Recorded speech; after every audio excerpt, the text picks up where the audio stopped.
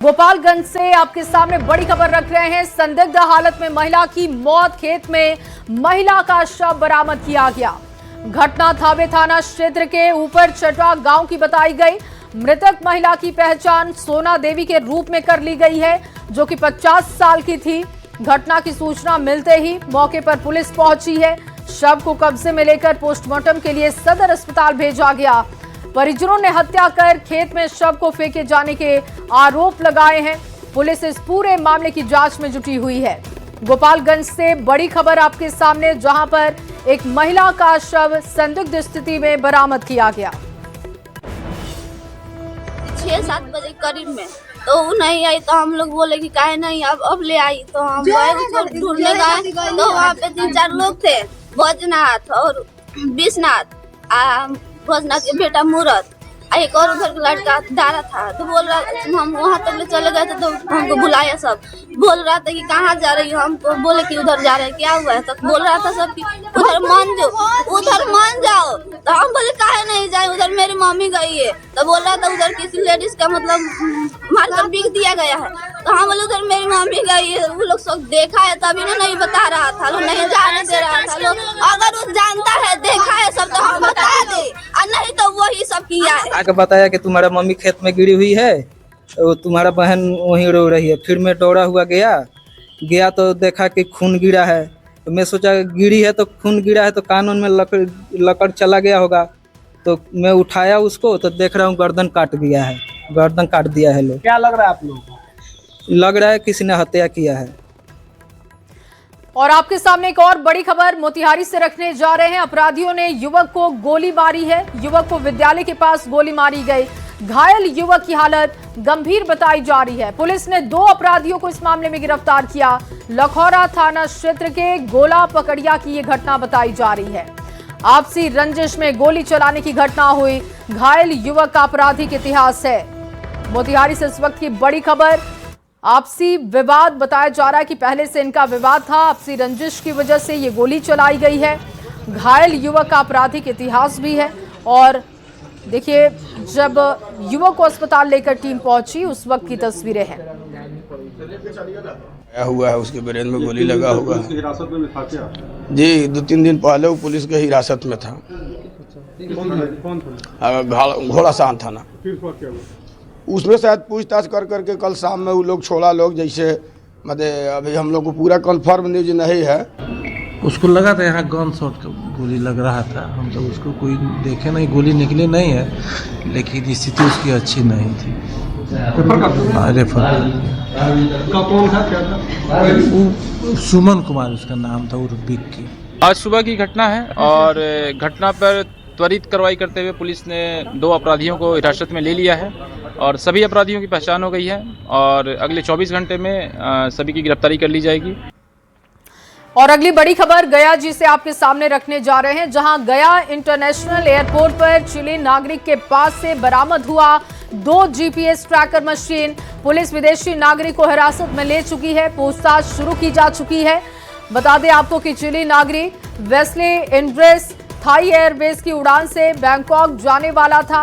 Bangkok जाने के लिए वो गया जी एयरपोर्ट पर पहुंचा था, लेकिन एयरपोर्ट के अंदर सीआईएसएफ जवानों ने उसकी तलाशी ली। बैग से 2 जीपीएस ट्रैकर मशीन बरामद किया गया। आरोपी कोई वैध दस्तावेज नहीं दिखा पाया है अब तक। फिलहाल चिली नागरिक को मगध मेडिकल थाना को सुपुर्द कर दिया गया है। पुलिस उससे पूछताछ कर रही है।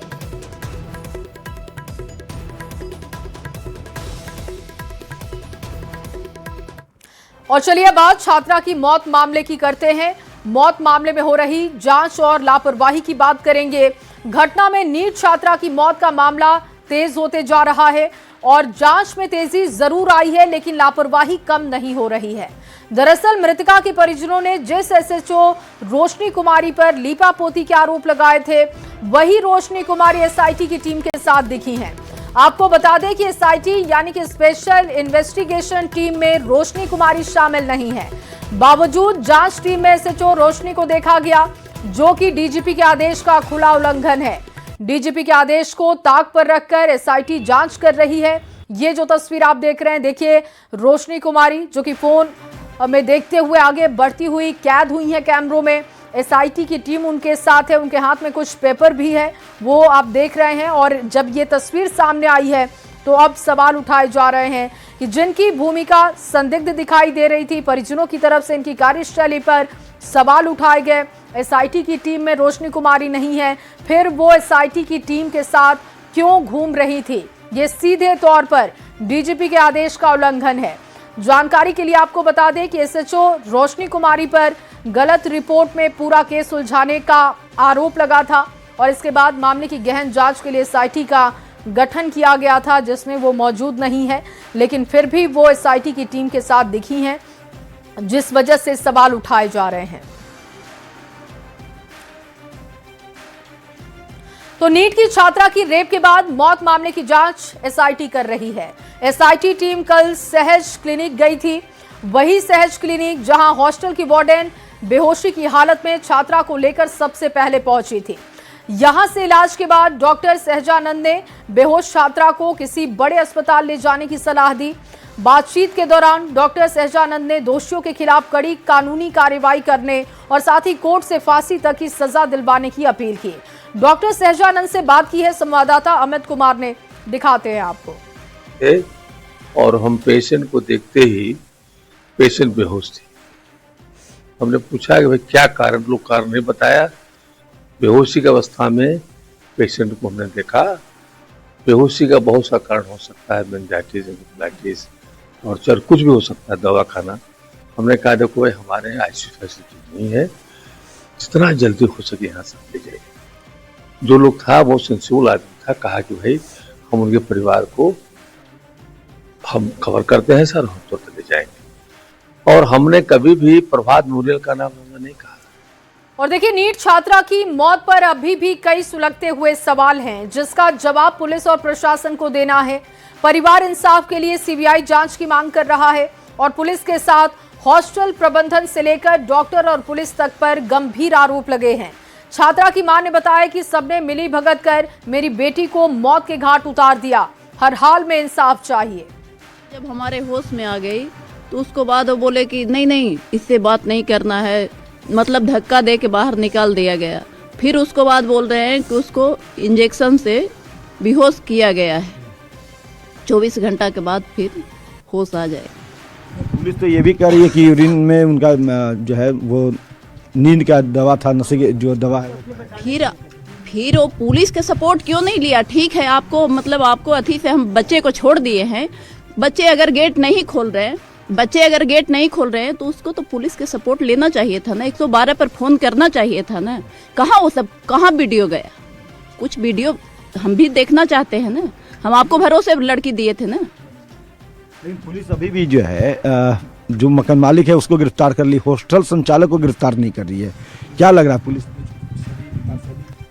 अभी तक के हम लोगों के कोई भरोसा नहीं है कि हाँ वो सब भी पलट सकते हैं।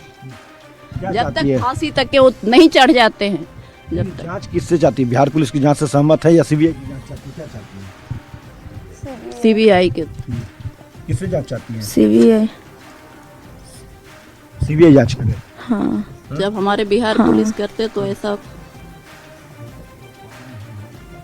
अब बच्चे से मिली थी, क्या बोल रही थी बच्ची? मेरी बेटी पानी मांगी, खाना मांगी।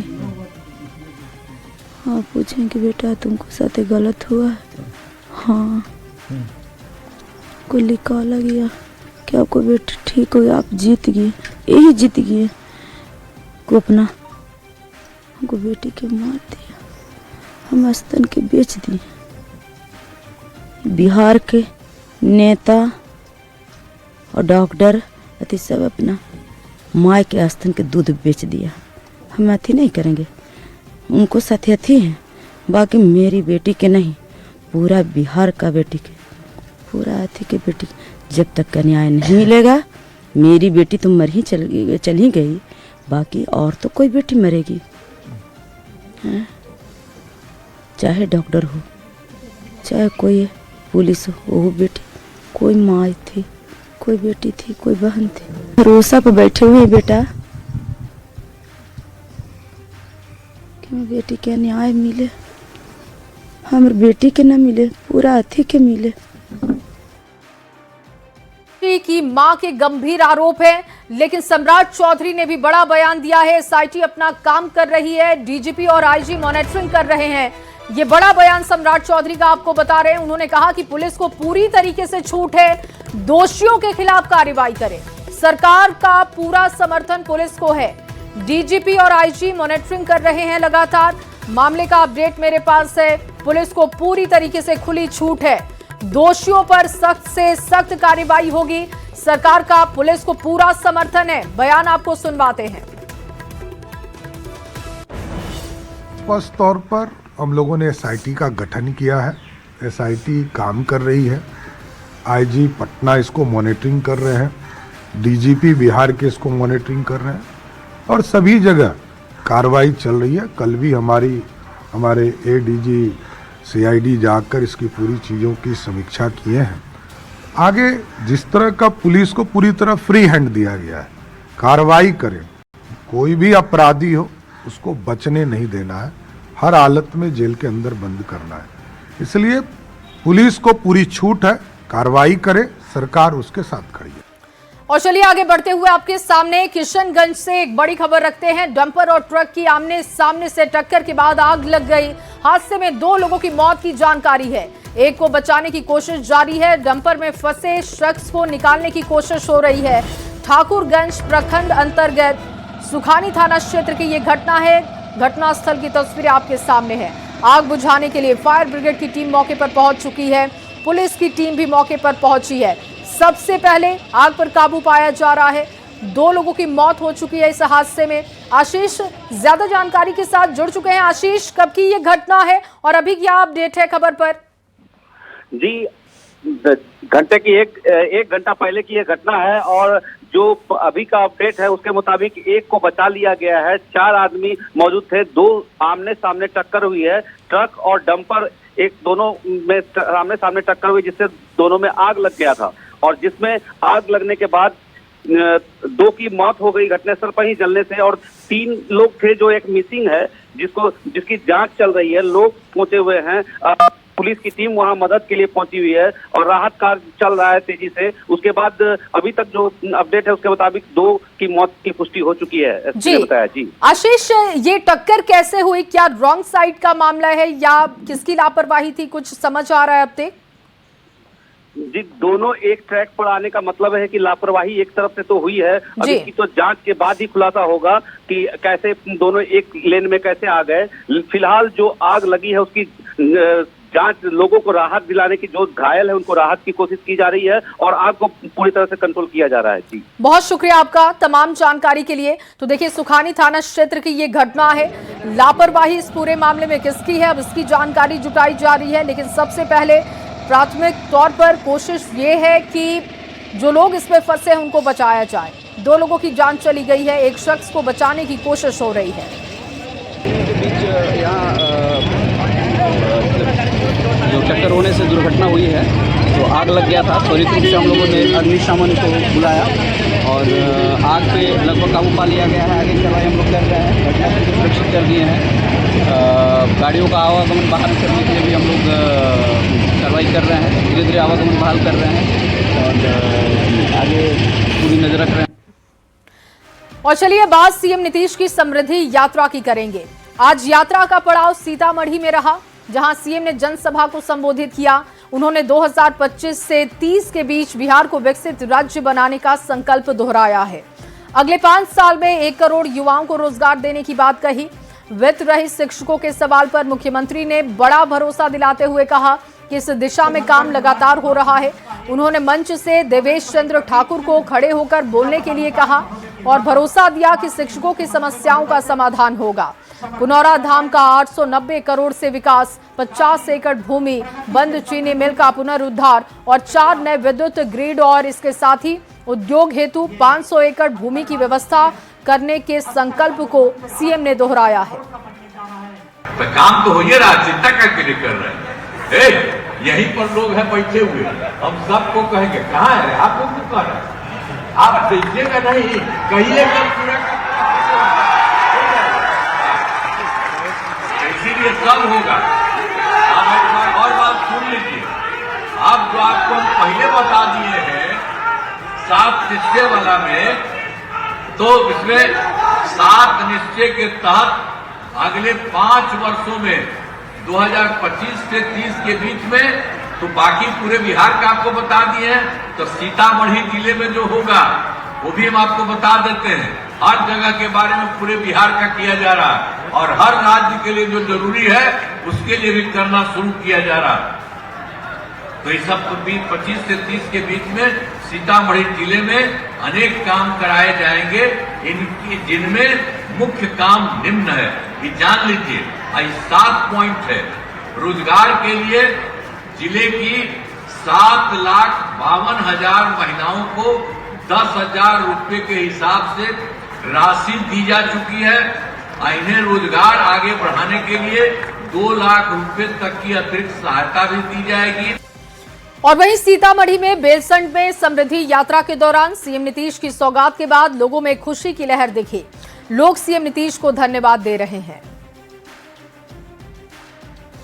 मुख्यमंत्री नीतीश कुमार सीतामढ़ी के बेलसंड पहुंचे थे और चंदौली के हितनारायण +2 स्कूलों को कई सौगात भी दिए हैं। तो हमारे साथ तमाम स्कूल के शिक्षक हैं जो मुख्यमंत्री नीतीश कुमार को करीब से अभी देखे हैं, साथ ही जो योजनाओं का तोहफा नीतीश कुमार ने दिया है, तो सभी गौरवान्वित महसूस कर रहे हैं। जरा बातचीत करेंगे क्योंकि गौरव का क्षण है इन लोगों के लिए और स्कूलों की तकदीर भी बदलने वाली है, क्योंकि जो घोषणाएं हुई है अभी ये तो डेमो है आपके यहाँ, लेकिन उन्होंने कहा है कि जो 7 निश्चय 3 है उसमें बहुत सारे और काम होंगे।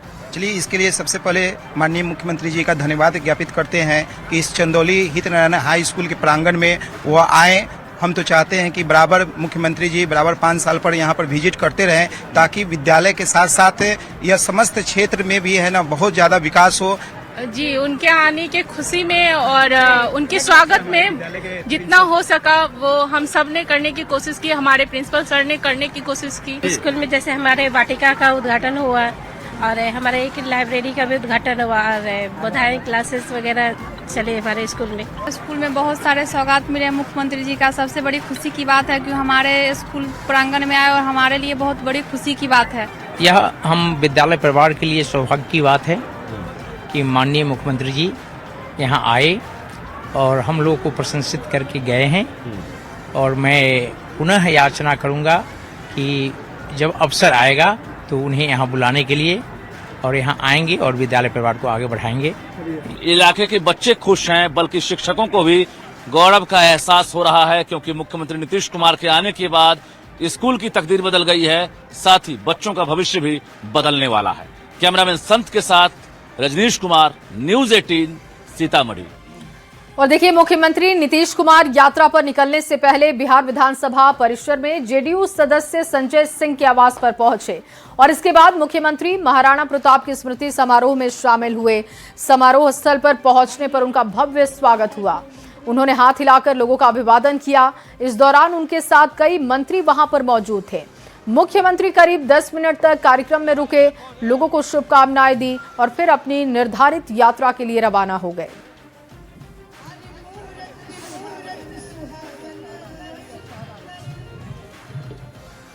और वहीं मोकामा से जेडीयू विधायक अनंत सिंह का एक वीडियो सोशल मीडिया पर तेजी से वायरल हो रहा है। इस वीडियो को आरजेडी की प्रवक्ता प्रियंका भारती ने अपने आधिकारिक एक्स हैंडल पर साझा किया। प्रियंका भारती का दावा है कि वीडियो में अनंत सिंह अस्पताल के अंदर सिगरेट पीते हुए नजर आ रहे हैं। उन्होंने अपने पोस्ट में लिखा, नायक नहीं खलनायक है तू, और सुशासन पर सवाल उठा दिए। हालांकि न्यूज़ 18 इस वायरल वीडियो की पुष्टि नहीं करता। अनंत सिंह का अस्पताल के अंदर सिगरेट पीते वीडियो वायरल होने के बाद सियासी घमासान मच गया है। बीजेपी नेता ने वीडियो की जांच कराने की मांग की है। वहीं आरजेडी ने अनंत सिंह को सरकार की तरफ से संरक्षण मिलने की बात कही।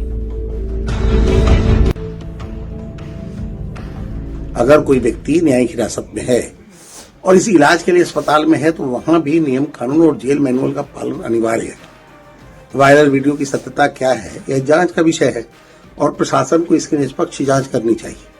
स्वास्थ्य जांच हर कैदी का अधिकार है, लेकिन अस्पताल किसी भी तरह की लापरवाही या विशेष सुविधा का केंद्र नहीं बनना चाहिए। भाजपा का साफ मानना है कि यदि नियमों का उल्लंघन हुआ है तो बिना भेदभाव सख्त कार्रवाई होनी चाहिए। मोहतरमा जी अनंत सिंह जी का जो वीडियो आपने शेयर किया है, ये कब का है, कहां का है, मुझे नहीं मालूम। ये वीडियो एआई द्वारा बनाया गया है या सही है, ये जांच का विषय है। लेकिन जब अनंत सिंह जी आपके पार्टी में थे तब तो आप कुछ नहीं बोलती थी और सुशासन पर आप प्रवचन दे रही हैं। आदरणीय लालू प्रसाद जी बिहार विधानसभा चुनाव के समय जिनके लिए वोट मांगने स्वयं गए थे, उनसे पूछिए सुशासन के बारे में। स्वघोषित छोटे सरकार और नीतीश कुमार जी के दुलरुआ विधायक अनंत सिंह वही काम करते नजर आते हैं जो निषेध होता है। संविधान में हत्या निषेध है, वो चुनावों के दौरान दुलार चंद यादव की हत्या के आरोपी पाए गए। अस्पताल में धूम्रपान निषेध है, वो धूम्रपान करते नजर आए और फूंक में उड़ा रहे थे वो बिहार की कानून व्यवस्था को। ये ऑडेसिटी कहाँ से आती है? जब तक ऊपर से शह न हो, ये वीआईपी ट्रीटमेंट तो किसी को नहीं मिल सकता।